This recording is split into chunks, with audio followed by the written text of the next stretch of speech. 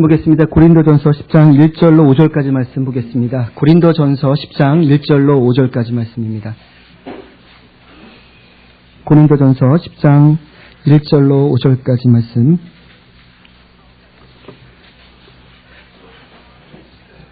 함께 봉독하시겠습니다.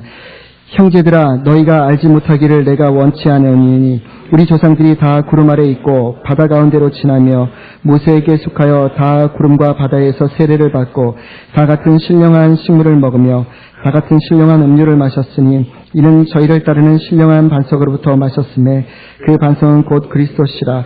그러나 저희의 다수를 하나님이 기뻐하지 아니하신 고로 저희가 광야에서 멸망을 받았느니라. 아멘. 네, 오늘 귀한 강사분 저희가 모셨습니다. 서울 조이교회를 담임하고 계신 조상현 목사님이십니다. 심내신학대학교를 졸업하셨고요. 큐티 월간지 큐티와 만나 편집장을 역임하셨습니다. 조이선교회 제자훈련원 강사를 역임하셨고요. 현재 레제나 하우스 원장으로 계시고 또 조금 전에 말씀드린 대로 서울 조이교회에 담임을 하고 계십니다. 우리 문명수 운영위원 통해 가지고 오늘 소개받아서 오늘 목사님 모시게 됐는데요. 큰 박수로 목사님 모시겠습니다.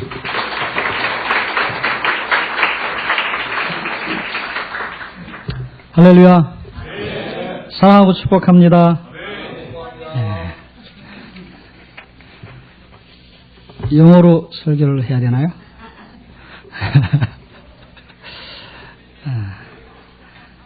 제가 세상에 태어날 때 세상이 어떤 곳인지 아무런 정보도 없이 태어났습니다. 출생을 그렇게 했습니다. 물론 많은 사람들이 다 그럴 것입니다. 또한 저는 학교가 어떤 것인지를 잘 알기도 전에 학교에 다니기 시작을 했습니다. 시간이 조금씩 지나면서 세상이 어떤 곳인지 그리고 학교가 어떤 곳인지 조금씩 알기 시작했습니다. 그러던 중 인생을 조금 살게 되었죠. 인생을 조금 살게 되면서 교회를 다니게 되었습니다. 그런데 그것이 침례교회였습니다. 교단이 이렇게 많고 그리고 교회가 이렇게 많은 줄을 잘 몰랐습니다. 그런데 교회를 다니고 신학을 하게 되면서 조금씩 알기 시작했습니다. 그런데 늘 궁금한 것이 있었습니다. 그 궁금한 것은 아직 가보지는 않았지만 우리의 본향인 천국에 대해서 늘 궁금했습니다. 그런데 천국에 대해서 성경은 말하고 있습니다. 천국이 어떤 곳인지 또는 천국은 하나님이 계신 곳이고 주님과 영원한 나라에서 왕노릇하면서 살 곳이라는 것을 알게 되었습니다. 그러면서 이미 제가 세상이 어떤 곳인지 잘 모르고 태어났던 이 세상을 조금씩 알아갔을 때 성경을 알게 되면서 세상이 제가 알았던 세상이 아니라는 것을 발견하게 되었습니다. 제가 전에 알았던 세상이 그림자라는 것을 알게 되었습니다. 세상은 돈 벌고 잘 사는 것이 아니라 세상은 예수 믿고 믿음으로 사는 곳이라는 것을 알게 되었습니다. 고달픈 인생살이가 아니고 아주 행복한 예수살이라는 것을 발견했습니다. 고단한 세상살이가 아니고 아주 행복한 천국살이라는 것을 알게 되었습니다. 이러한 내용을 잘 설명해 주는 것이 바로 하나님의 말씀인 성경이라는 것을 알게 되었습니다. 이런 성경이 너무 두껍고 어려워 읽어도 들어도 무슨 말씀인지 잘 몰랐습니다. 그런데 하나님의 은혜로 목사가 되었습니다. 그럼에도 불구하고 여전히 성경은 두껍고 인생은 짧았습니다. 판사가 보는 법전과 의사가 보는 의학서적에 비하면 비길 수 없을 만큼 작은 책이라는 것도 알게 되었습니다. 또한 법학은 늘 새로운 법이 생기고 의학은 늘 새로운 의술로 끊임없이 공부를 해야 합니다. 그러나 성경은 수천 년 전부터 지금까지 그리고 적어도 앞으로 요한계시록의 시대가 올 때까지 성경은 변함없이 66권입니다. 그리고 번역이 바뀌어도 고작 개정판에 불과합니다. 그리고 개역 성경을 봐도 별 무리가 없습니다. 판사와 의사에 비하면 목사는 한번 해볼 만한 그런 거룩한 제사장이다라는 것을 크게 깨달았습니다. 판사는 죄인을 벌 줍니다. 의사는 환자를 고치지만 죽은 자를 살리지는 못합니다. 그런데 목사는 죄인을 용서하고 축복하며 허물과 죄로 죽은 자를 살리고 살려주는 거룩한 직분을 말합니다. 죽은 생명을 살리는 실력 있는 축복자, 목회자가 되기 위해서 성경을 읽고 공부하기 시작했는데 많은 목사님들, 특히 선배 목사님들이 성경 중에 로마서가 제일 어렵다고 말합니다. 그래서 로마서를 읽기 시작했습니다. 제일 어려운 책을 제일 쉽게 이해할 수 있다면 모든 성경을 쉽게 이해할 수 있고 쉽게 가르칠 수 있을 것이다 라고 믿었기 때문입니다. 제가 개척을 지금 13년째 하는데 7년째 되었을 때 하나님의 은혜로 뉴질랜드와 호주를 1년 다녀올 기회가 있었습니다. 그때 거기서 로마서를 천독을 했습니다. 천보를 하면서 제가 안경을 끼게 됐습니다. 여러분도 안경 낀 사람이 몇 분 있네요. 안경을 왜 끼셨습니까? 눈이 나빠져서 끼는 것입니다. 성경을 읽다가 눈이 나빠졌어요. 뉴질랜드 호주에 1년 있을 때는 잘 몰랐습니다. 한국에 와서 보니까 운전을 할 때 사인판이 안 보이는 거예요. 성경은 늘 잘 보였는데 먼 거리가 안 보이는 거예요. 가까운 것만 보게 되었을 때. 새로운 방법을 제가 하나 깨달은 게 있습니다. 그것은 뭐냐면 육신의 눈은 나빠졌는데 영적인 눈이 밝아지기 시작했습니다. 성경이 보이기 시작했습니다. 성경은 늘 봤었습니다. 늘 알고 있었습니다. 그런데 성경이 보이기 시작한다는 것을 알게 되었습니다. 자, 성경은 어떻게 보고 알게 되었냐면 눈이 나빠졌지만 육신의 눈으로는 절대 볼 수 없는 하나님의 마음의 눈으로 성경을 보는 방법을 발견하게 되었습니다. 얼마 전 미국에 다녀왔습니다.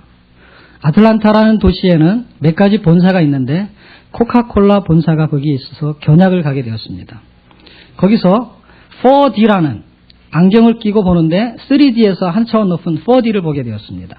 그래서 4D가 뭔가 봤더니 냄새까지도 맡을 수 있고 물도 이렇게 살짝 뿌리는 것 같아요. 그리고 뒤에서 이렇게 뭘 좀 치기도 하고 그래서 입체에다가 또 다른 것을 첨가하게 되는 것을 경험하게 되었습니다. 어쨌든 3D와 4D는 다른 안경을 끼고 보면은 입체적으로 보이게 됩니다. 제가 늘 제 생각의 지식을 가지고 성경을 읽었을 때는 성경이 늘 지식적으로 다가왔고 평면적으로 바뀌는 이해가 되지 않았습니다. 그런데 어느 날 성경을 읽는 것을 계속 반복하다 보니까 죄송합니다. 제 눈은 좀 나빠졌지만 하나님의 마음의 눈에 안경이 껴진 것 같아요. 그래서 평면적인 하나님의 말씀의 지식의 내용이 입체적인 의미와 뜻으로 전달되는 것을 경험하게 되었습니다. 가능합니다. 왜냐하면 일단은 그냥 보면은 3D든 4D든 입체적으로 보이지 않습니다. 그런데 안경을 끼면 그것이 입체적으로 보입니다. 다시 말하면 우리가 눈이 나빠졌을 때 안경을 끼면은 정말 눈이 좋았을 때처럼 보이는 것과 동일하게 성경은 하나님께서 쓰신 책이기 때문에 하나님의 마음의 눈으로 읽으면 반드시 보이게 되어 있습니다. 그것도 입체적으로 보이게 됩니다. 왜 입체적으로 보여야 하냐면 원래 입체적인 것을 글로 썼기 때문에 그렇습니다. 그래서 우리가 볼 때는 평면적인 것 같지만 실제는 그렇지 않습니다. 광야시대 때 그들의 사건이 전부 입체적인 것이죠. 동영상이죠. 동영상을 글로 쓰다 보니까 평면적으로 기록할 수밖에 없는 것입니다. 그런데 하나님의 마음의 눈으로 보면은 그것이 동영상처럼 보이게 됩니다. 입체적으로 보이게 되어 있는 것입니다. 이제 한국에 돌아와서 목회를 하면서 로마서를 천독하고 그 다음에는 바울 서신에 해당되는 로마서와 히브리서를 천독을 하게 되었습니다. 점점점 성경을 많이 읽으니까 빨리 읽게 되는 방법을 터득하게 되었습니다. 그리고 신약 전체를 또 첨부 읽는 기회들이 있었습니다. 그런데 어느 날 하나님께서 저에게 이런 마음을 주셨습니다. 그 어느 날은 2007년 겨울이었습니다. 그때 하나님께서 저에게 어떤 마음을 주셨냐면 하루에 성경을 한 번 읽을 수 있는 그런 소원의 마음을 주셨습니다.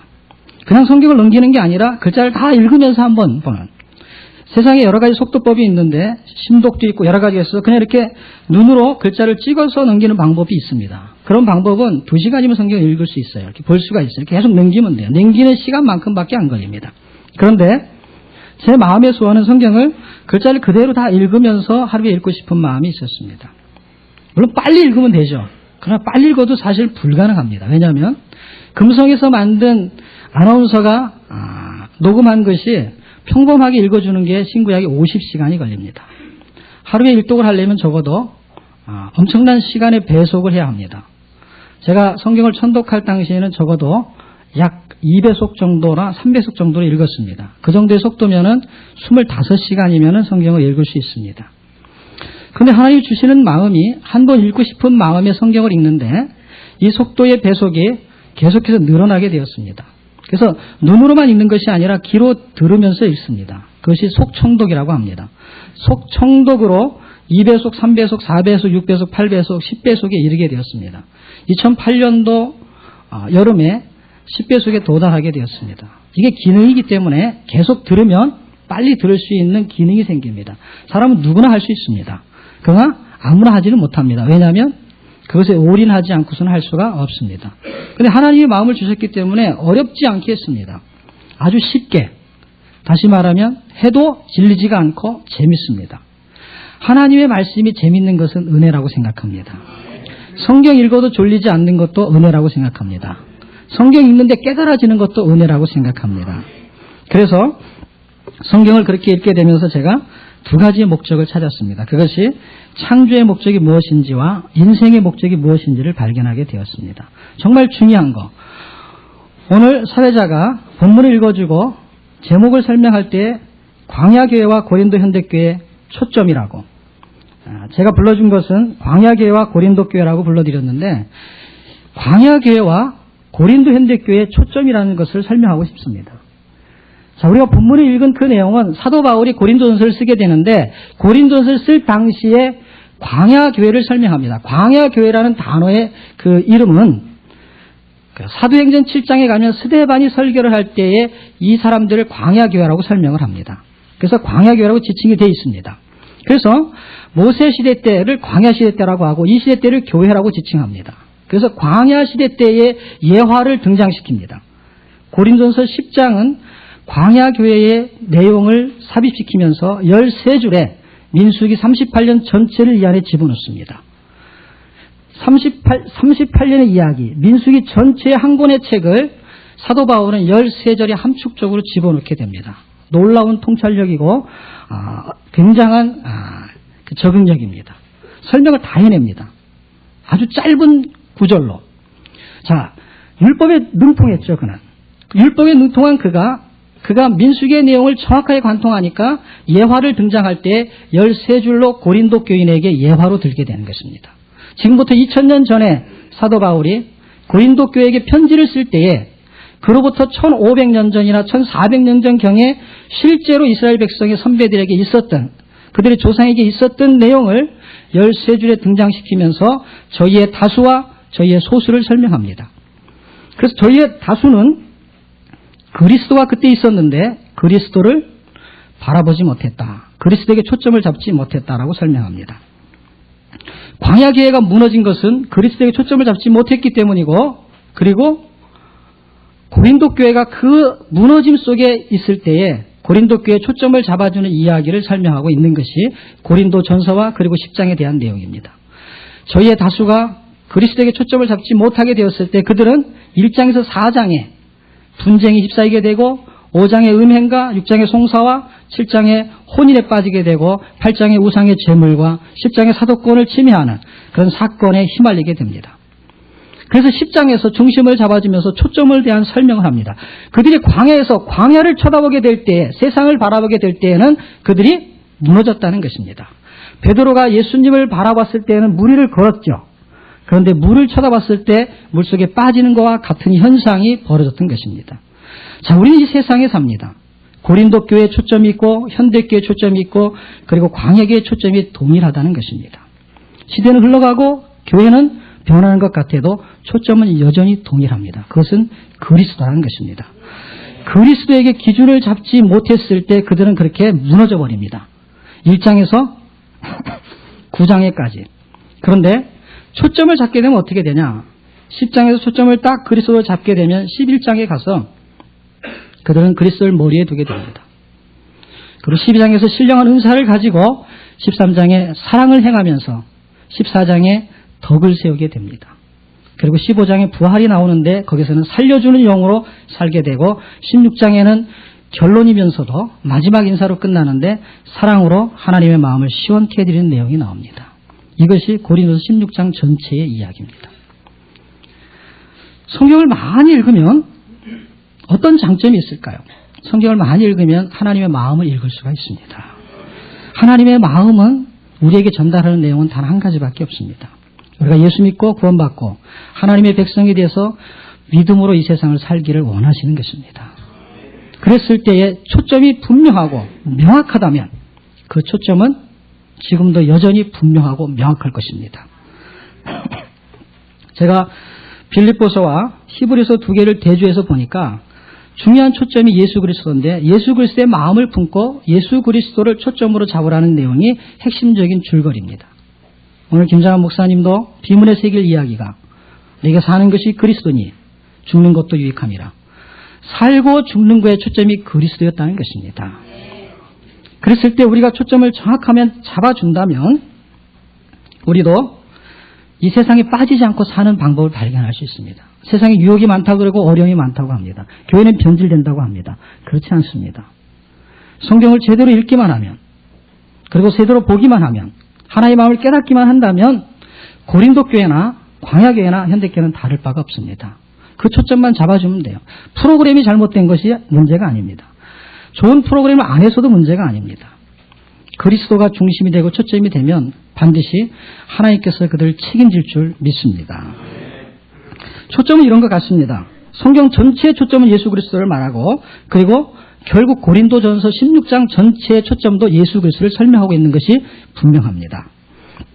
자, 그러면 바울이 어떤 초점을 잡았냐? 사도행전과 고린도전서와 디모데후서를 제가 살펴보니까 사도 바울은 자기의 달려갈 길과 주께 받은 사명을 위해서 자기의 생명을 조금도 귀한 것으로 여기지 않았다라고 말합니다. 그에게는 고린도전서 9장에 이렇게 말합니다. 내가 달릴 때 향방 없이 달리지 않고 싸울 때에 내가 허공을 치는 것 같지 않았다고 했습니다. 다시 말하면 달릴 때에 달리는 그 길의 방향이 정확도가 있었다는 것이고 그에게는 싸울 때에 허공을 치는 것 같지 않게 분명한 초점을 잡았다는 것입니다. 그것이 그에게는 사명이었고 그에게는 그것이 생명이었던 것입니다. 그래서 선한 싸움을 싸우고 달려갈 길을 마쳤다고 했습니다. 여기서 두 가지를 살펴볼 수가 있습니다. 하나는 방향이고 하나는 속도인 것입니다. 방향이 초점인 것입니다. 어디를 달려야 될 것인가. 축구 경기를 할 때 골대에 골을 집어넣으면 골이 되는 거고 점수를 얻게 됩니다. 그런데 골대가 두 개가 있습니다. 그런데 상대편의 골대에 집어넣어 점수를 먹지만 자기가 자기 편의 골대에 집어넣어 점수를 먹게 됩니다. 물론 자살골이죠. 방향이 틀리게 되면은 자살골과 같은 형태가 나타나게 됩니다. 다시 말하면 방향과 초점을 정확하게 이 세상에서 그리스도로 잡아줘야만이 그 다음에 속도감을 낼 때 효과가 있는 것입니다. 사도 바울은 초점을 분명히 잡았는데 그것이 주께 받은 사명이었고 그리고 그 초점을 가지고 그의 방향성을 가지고 그런 속도감을 냈는데 달려갔다는 것입니다. 어떻게? 생명을 조금도 자기 것으로 여기지 아니하고 달려갔다는 것입니다. 제가 이 말씀을 가지고 중요한 것을 하나 깨달은 게 있습니다. 그것은 뭐냐면 우리의 방향이 동일한데 우리의 속도감도 동일해야 되는데 그게 예수님이 기준이 되면 거의 정확도가 있습니다. 우리의 방향은 세계명이 우리의 방향이 되어야 될 것이며 산제사의 속도감이 나와야 될 것입니다. 다시 말하면 예수님의 살으심처럼 사는 방향 감각이 나와줘야 됩니다. 예수님이 사는 방향 감각, 그 다음에 속도감은 예수님이 죽으심처럼 죽는 그런 속도감이 나와줘야 될 것입니다. 사도 바울도 그렇게 살았다는 것을 볼 수 있습니다. 다시 말하면 사랑으로 죽어주는 인생살이가 예수살이고 사랑으로 죽어주는 세상살이가 천국살이가 될 것입니다. 우리의 정조준된 인생의 목적은 무엇입니까? 우리의 정존된 창조의 목적은 무엇입니까? 이것은 우리가 사는 목적이 그리스도고 죽는 목적도 그리스도라고 한다면 우리의 방향과 우리의 속도감은 사는 것과 죽는 것밖에 없습니다. 어떻게 사는 것이고 어떻게 죽는 것이냐. 이것이 우리에게 주는 해답인 것 같습니다. 제가 이것을 적용해 봤습니다. 성경을 읽고 발견해낸 것은 성경 공부가 아니고 예수님을 아는 거였습니다. 제가 신학을 하고 목사 안수를 받았습니다. 물론 박사학위는 받지 않았지만 두 가지를 생각해 봤습니다. 신학교를 나와가지고 목사 안수를 받는다고 해서 믿음이 생기는 건 아닌 것 같습니다. 지식은 생기고 성경의 내용을 알 수는 있는데 믿음이 생기는 건 아닌 것 같아요. 그리고 대학교를 나오고 대학원을 나오고 해서 박사학위를 받는다고 해서 믿음이 생기는 것 같지는 않습니다. 그런데 성경은 이렇게 말합니다. 로마서 10장 17절에 믿음은 들음에서 나고 들음은 그리스도의 말씀이라. 목사님이든 박사님이든 아니면 아무런 신학도 아는 사람이라 할지라도 성경을 읽으면 믿음이 생기게 되어 있습니다. 이 믿음이 얼마나 중요하냐면 성경은 로마서 1장 17절에 의인은 오직 믿음으로 말미암아 살리라 라고 말합니다. 성경을 많이 읽는 것이 중요한 것이 아니라 성경을 읽음을 통해서 우리에게는 예수의 에너지가 들어온다는 것입니다. 우리는 아침을 먹었습니다. 그런데 우리가 점심 되면 점심을 또 먹습니다. 그리고 저녁 되면 우리가 저녁을 또 먹습니다. 반복해서 먹는 이유가 무엇입니까? 에너지를 계속 충당하기 위해서 먹습니다. 음식 에너지가 있고 운동 에너지가 있듯이 예수의 에너지가 있습니다. 골로새서 1장 29절에서는 His energy, 그게 powerfully works in me, 내 안에서 강력하게 역사하시는 하나님의 에너지로 사도 바울은 일한다라고 말했습니다. 극동방송도 마찬가지 아니겠습니까? 목회도 마찬가지가 아니겠습니까? 일반 성도도 마찬가지가 아니겠습니까? 밥심으로 일하는 것 같지만 사실은 예수 에너지로 일하는 것입니다. 그 예수 에너지의 공급원이 바로 성경이 아니겠습니까? 성경을 계속 읽는 것은 사실 예수 에너지를 충전하는 것입니다. 하나님의 진리의 말씀을 충전하고 사랑과 축복하는 것을 송전할 수 있는 그런 전파 선교가 극동방송이 아니겠습니까? 그래서 제가 성경을 그럼 어떻게 적용할 수 있을까? 이 성경이 글씨로 해가지고 여기 붙어 있는데 여기 있는 글씨를 다 떼어가지고 글자를 만들어가지고 다 떼어가지고 한 군데다 몰아놓으면 글자만 떨어지겠죠. 성경 전체 60권의 글자를 떼어가지고 그 글자를 다시 조합하면 이런 글씨가 나옵니다. 예수 그리스도. 그 예수 그리스도를 모자이크하게 되면은 그 글자를 모자이크하게 되면은 예수 그리스도의 형상이 나오게 되는 것입니다. 그래서 성경을 먹고 그 예수 그리스도의 성경이 조합체인 예수 그리스도를 우리가 마음속에 받아들이고 담아내면은 그것을 말통이라고 합니다. 밥을 담으면 뭐라 그러죠? 밥통이 되는 거예요. 술을 담으면 뭐가 되죠? 술통이 되는 거예요. 담배를 자꾸 담아내면 뭐가 되죠? 담배통 그러려고 그랬죠. 연기통이 되는 것입니다. 연통이죠, 연통. 그런데 말씀을 담아내면은 말통이 되는 것입니다. 얼마 전 아틀란타에서 집회를 했을 때 이 이야기를 했어요. 이 이야기를 했더니 그 아틀란타에 있는 그 교회에서 뭐라 그랬냐면 이제 우리는 말통이 됩시다. 이렇게. 밥통이 되지 말고 말통이 됩시다. 그런데 마태복음 4장 4절에 보면 이런 말씀이 있어요. 사람이 떡으로만 사는 것이 아니요 하나님의 입으로 나오는 모든 말씀으로 살 것이다. 그러면 밥통으로도 살지만 말통으로도 살 것이다. 이 말이 되는 것입니다. 자, 그러면 하나님의 말씀을 담아내요. 그럼 예수 그리스도를 담아내는 거예요. 그럼 이 담아진 예수 그리스도가 우리 삶에서 적용되어질 때 그것은 사랑으로만 표현되어지게 되어 있습니다. 갈라디아서 5장 6절에 사랑으로 역사하는 믿음뿐이다. 카운트 되어지는 것은 오직 할례나 무할례가 아니고 카운트 되어지는 것은 믿음뿐이라고 했습니다. 믿음은 반드시 사랑으로만 표현되어진다라고 번역되어 있습니다. 다시 말하면 하나님이 우리에게 주신 믿음은 반드시 사랑으로만 표현되어지게 되어 있습니다. 그러니까 진짜 믿음은 사랑으로 나와주는 거예요. 그리스도의 에너지가 들어오면 사랑 에너지가 나가게 되는 것입니다. 사랑의 힘이 나가게 되는 것입니다. 결론을 내겠습니다. 저는 성경을 통해서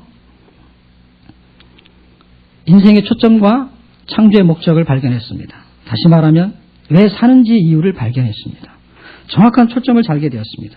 그래서 레제나 하우스라는 것을 만들어서 성경을 보급하는 일을 합니다. 성경을 읽고 싶은 마음을 들게 하는 강의를 합니다. 성경을 읽고 싶은 마음을 들게 하는. 그러면 하나님이 저에게 주셨던 어떤 영적인 깨달음이 있는 것처럼 성경을 읽으면 하나님이 그에게도 그런 깨달음을 줄 것이 분명합니다. 그러면 내가 깨달은 것을 전달하는 것보다 더 폭발적이고 더 능력이 있고 파워가 있다고 믿습니다.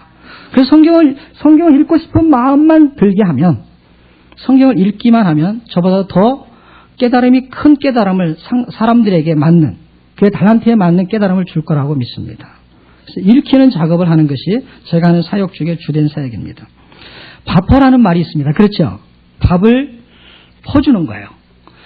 그러면 그걸 내자로 하게 되면 밥통 발퍼가 되는 거예요. 그렇죠? 밥통에 있는 걸 퍼주니까. 제가 이 글자를 가지고 예담 예포를 하나 만들었습니다. 예수님을 담아내고 예수님을 퍼주는 것이 예담 예포입니다. 극동방송이 예수 초점을 담아내고 방송 전파로 퍼주는 예담 예포 전파 선교 사역을 축복합니다. 기도하겠습니다. 하나님 은혜를 감사합니다. 사람에게 생명을 주시고 그 생명의 가치를 부여할 때 정말 돈이 있는 가치보다 지식이 있는 가치보다 예수가 있는 가치를 알게 하심을 감사합니다. 그 가치 있는 방송을 하는 이 전파선교 극동방송을 알게 하시고 함께 은혜를 나누게 하심을 감사합니다. 하나님 이곳에 말씀 있게 하시고 이곳에 하나님의 능력 있게 하셔서 하나님이여 그들에게 이 말씀을 전할 때 그들의 귀에 하나님이여 생수와 같은 하나님의 말씀이 꽂히게 하셔서 정말 예수님을 퍼주고도 남음이 있는 극동방송 되게 해 주옵소서. 감사하며 예수님의 이름으로 기도합니다. 아멘. 네, 말씀 감사합니다. 저희들도 성경을 읽으면서 성경 전체를 한번 보고 싶고 뭔가 이게 맥이 흐르는 게 있겠다. 그걸 좀 발견하고 싶다. 이렇게 갈증을 느낄 때가 참 많이 있는데 목사님께서 그런 부분을 오늘 좀 말씀해 주신 것 같습니다.